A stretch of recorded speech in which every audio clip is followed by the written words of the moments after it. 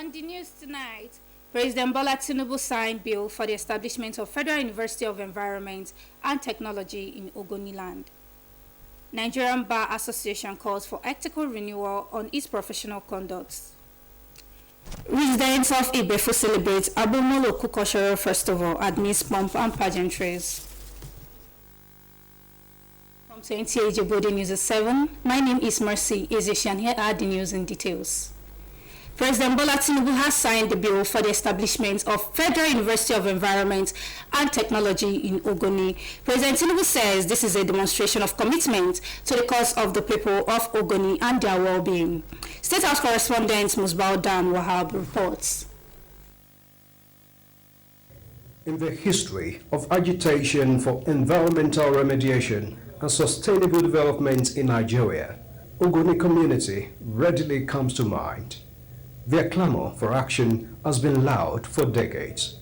Some of the voices have even been lost along the way. But this administration would again prove to be the one that hears cries and assuage plights.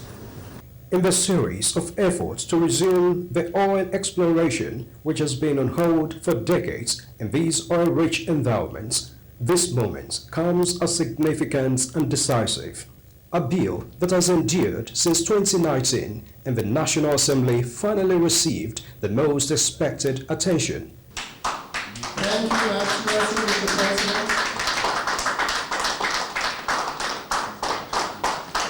For President Bola Tinubu, this is more than just establishment of a citadel of learning. It's more than the creation of a university. It is the reaffirmation of our unwavering commitment to the people of Ogoni, the Niger Delta, and the entire nation as a whole.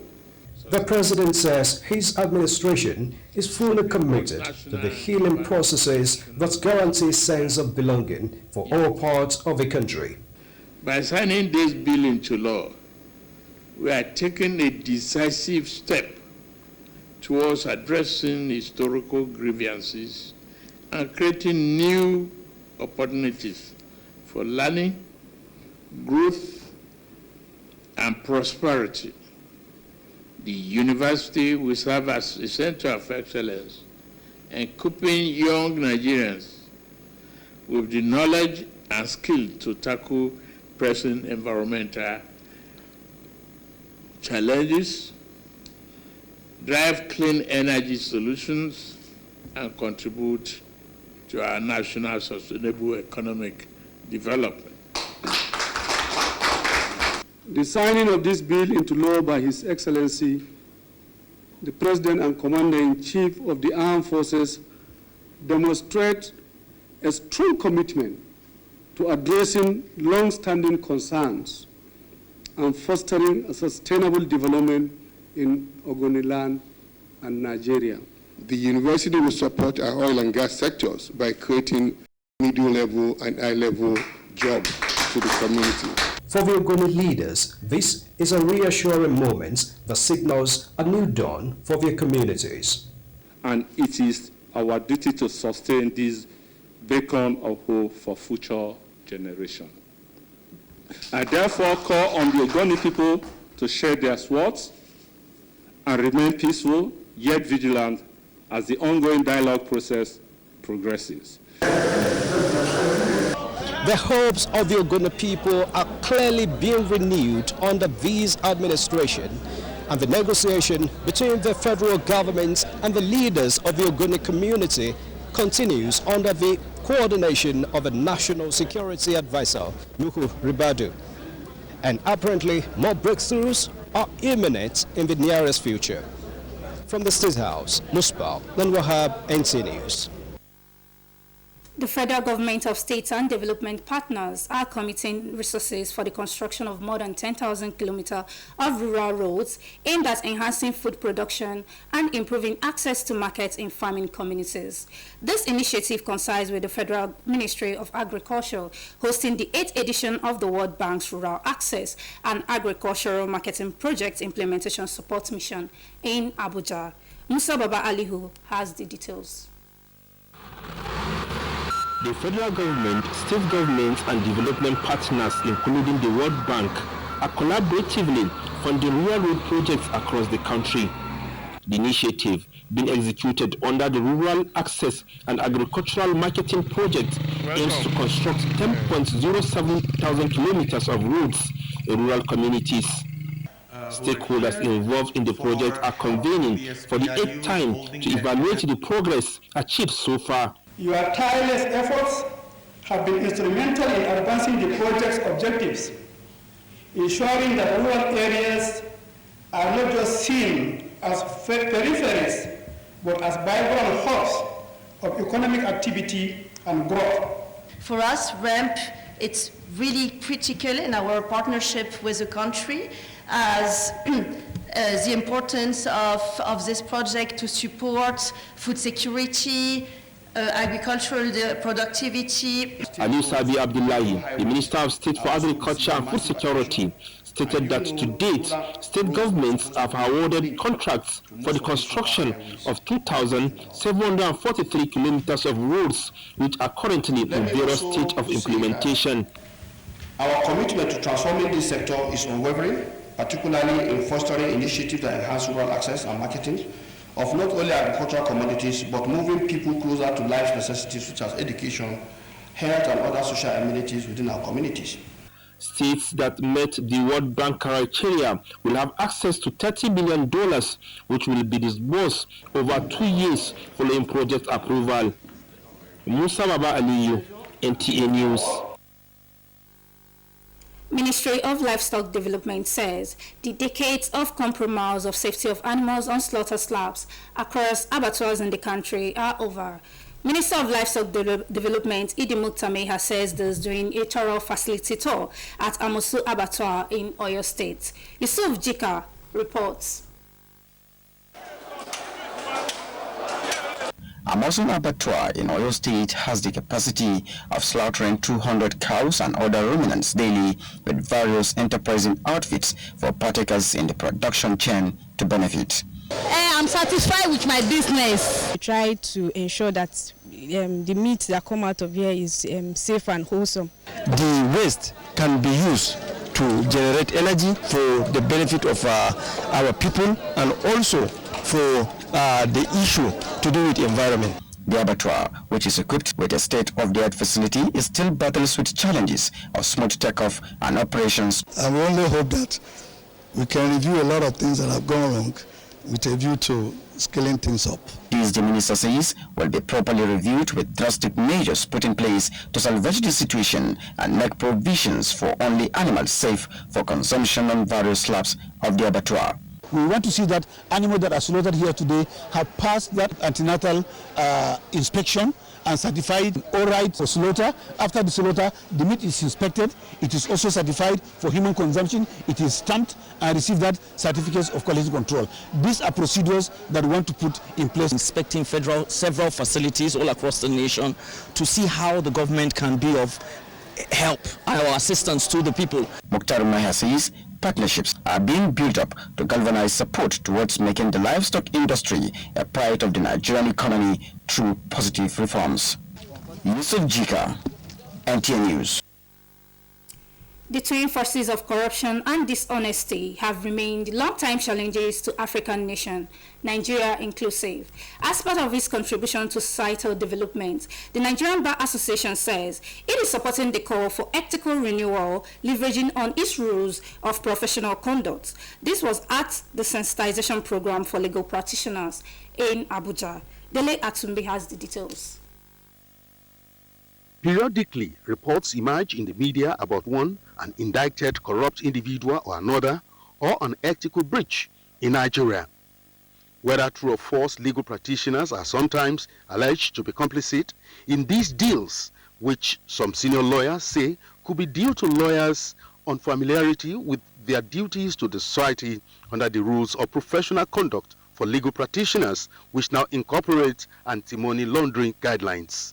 We live here with a better commitment, not only to adhere to the highest standards of professional conduct, but also to deploy our knowledge to make for a better society, where transactions coming out of Nigeria will not be viewed with suspicion, where lawyers will not be seen as aiders or abettors or participants in money laundering. Issues such as misrepresentation of facts, these unethical practices pose a significant threat to the legal system and must be addressed before they undermine its foundation.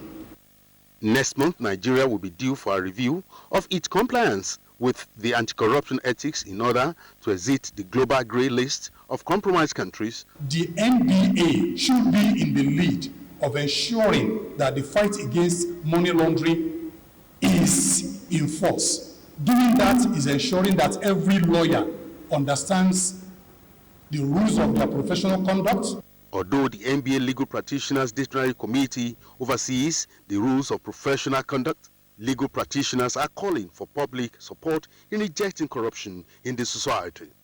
In Abuja, Dele Atumbi, NTA News. Nigeria needs to come up with specific trade strategies in its engagements with the BRICS bloc. Guests on Good Morning Nigeria agreed that there are potential benefits and challenges balancing trade. Interest that prioritizes Nigeria's national interest is crucial. Lydia Sampson reports. Nigeria already has a viable bilateral relations with the BRICS country, which the guests say must be deepened with the BRICS partnership, leveraging Nigeria's comparative advantages. Despite being in a hurry to grow its economy to 1 trillion by 2030, Nigeria, they noted, must do more to proactively position itself for mutually beneficial partnership. If we want to really be active and gain, we're not just going to be there and say we are partners. We must also have something to trade with in the global system apart from oil. Already most of the countries that are in BRICS, we have bilateral relations with them. And so when we come together as a group, we have the leverage, to complement the existing cordial relations between the countries concerned. They are optimistic that Nigeria's recognition globally can be transformative if the country urgently works on developing assets, production, domestic stability, and improve export for robust trade balance across sectors. So the potential, and I call it potential benefits, because there are potential benefits, there are potential challenges, but I want to see the transformative nature of it, is that a partnership with the BRICS nation, with China, with India, Brazil, Russia, South Africa too, can strengthen, improve trade. You are supposed to create vocational institutions and make admission processes to be easier. If you don't have 5 credits in mathematics and you have credits in English and Yoruba, that doesn't stop you from learning agricultural production. They want Nigeria to align with the global practice of countries prioritizing national interests in partnership, not just with the BRICS countries, but also the Western nations. They acknowledge the benefits from BRICS can be a dependable alternative to hitherto difficult partners. The guest also reiterates the need for Nigeria to rightfully position as a trusted partner to attract investors. In Abuja, Lydia Sampson, NTA News. We will be going on a break. Please stay tuned. Nta Ijebu Ode. Nta Atowe Salutu. Nta Ijebu Ode. Nta Yababa. Welcome back from the break. The leaders of the National Union of Air Transport Employees, Amalgamated Union of Public Corporations, Civil Service Technical and Recreation Service Employees, and Association of Aviation Professionals says the union have suspended the strike due to commence tomorrow, 4th February 2025. This was made known during a media briefing in Abuja. The union notes that it is to allow time for the management of NIMET with relevant parties in government for the purpose of their demands. Initiate necessary actions for the approval of the 40% peculiar allowance by the National Salaries, Incomes and Wages Commission. It was noted that implementation of the 25 to 35% wage award is pending at the National Salaries, Incomes and Wages Commission. Our unions are of the strong opinion that if the above humble demands are met, the perennial problem of the crisis cries for justice by NIMET staff will become a thing of the past, and along with it, a persistent industrial crisis. It is important to stress the fact that a serious crisis at NIMET, such as its services being shut down, has serious society-wide implications, particularly for safe operations in aviation and maritime, and for food security. Therefore, our unions deserve credit for the effort to keep services ongoing in the face of the unabating onslaught on the economic well-being of NIMET staff over the years.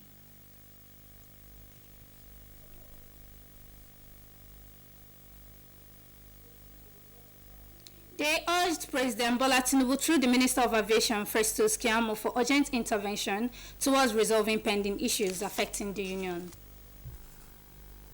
Festivals play a vital role in promoting cultural awareness, preserving cultural heritage, and fostering community spirit, social cohesion, and economic growth. This became evident as Abomoloku worshippers in Ibefo gathered to resuscitate the festival 32 years after the last celebration. Anthony Gadoni has the details. The Agbo Moloku Cultural Masquerade is an ancient festival in Ibefun that brings the people together at the ancient town to celebrate the rich cultural heritage of their forefathers.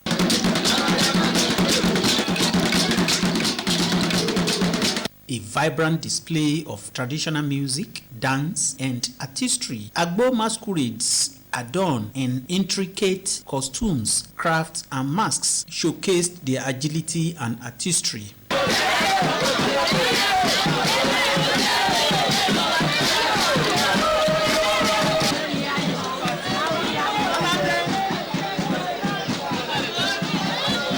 The chief organizer, who is also the new Baba Alagbo of Ibefun, Chief Ifakayode Adeniyi Ogbemosun, while speaking said, apart from entertaining the people, the festival is also to raise awareness about the cultural heritage of the community, promote understanding, as well foster a sense of unity and social cohesion. Agbo Moloku is a deity, so it brings wealth, blessings, protection, and favor for his people.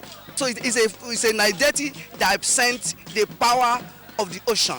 Other indigenes shared their thoughts about the significance of the festival. The Agbo is traditional right of the town. They use that one to do some rituals that can make the town settled, so to avoid problem or to avoid any bad thing in the town.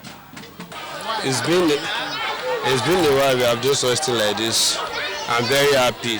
It is hoped that as the anniversary is being resuscitated, it will return the fortunes and past glories of the ancient town. I pray that we should do it yearly, but if God can help us, or we have companies like MTN, Airtel, all those companies to sponsor us, it will be good if we do it yearly. From Ibefun in Odogbolu local government area of Ogun State, Anthony Gandonu, NTA News.